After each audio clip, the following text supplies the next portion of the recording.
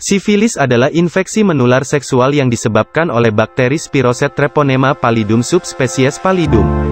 Sifilis terutama ditularkan melalui kontak seksual atau selama kehamilan dari ibu ke janinnya. Spiroseta mampu menembus membran mukosa utuh atau gangguan kulit. Oleh karena itu dapat ditularkan melalui mencium area di dekat lesi, serta seks oral, vagina, dan anal.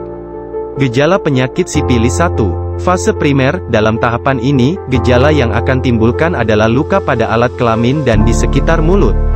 Tampilan dari lukanya pun berbentuk seperti gigitan serangga tanpa rasa sakit dan bertahan selama 1 hingga 2 bulan.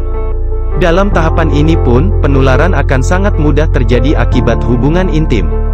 2. Fase sekunder. Tahap ini muncul sekitar 1 hingga 6 bulan, rata-rata sekitar 6 hingga 8 minggu. Setelah infeksi pertama, pastinya akan ada beberapa gejala yang berbeda pada stadium kedua ini. Ruam kemerahan bisa muncul tanpa disertai rasa gatal di bagian-bagian tertentu, seperti telapak tangan dan kaki, atau area lembab seperti skrotum dan bibir misve. 3. Fase laten. Jika pengobatan masih belum tuntas atau tidak dilakukan sama sekali, maka akan masuk ke dalam tahap laten ini.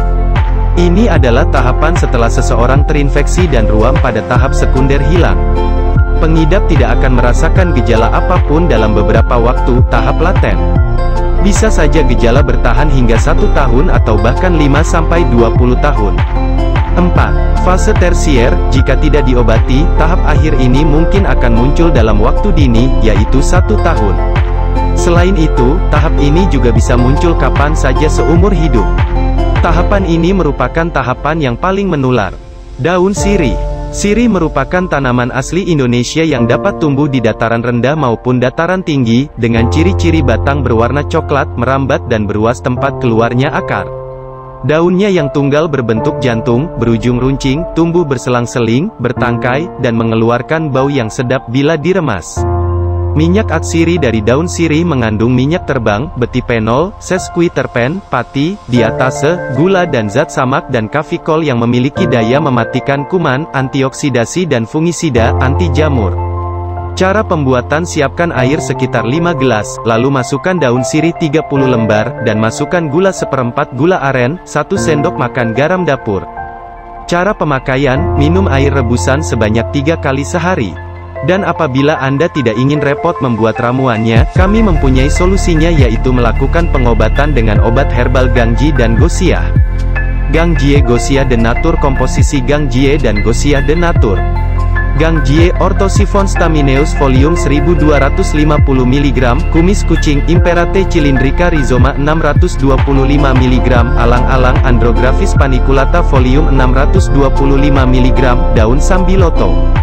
Gosia, Lumbrici rubelli 2500 mg, amilum 183 mg. Aturan minum. Gangjie, sehari 3 kali 2 kapsul setiap 1 jam sebelum makan. Gosia, sehari 3 kali 2 kapsul setiap 1 jam sebelum makan.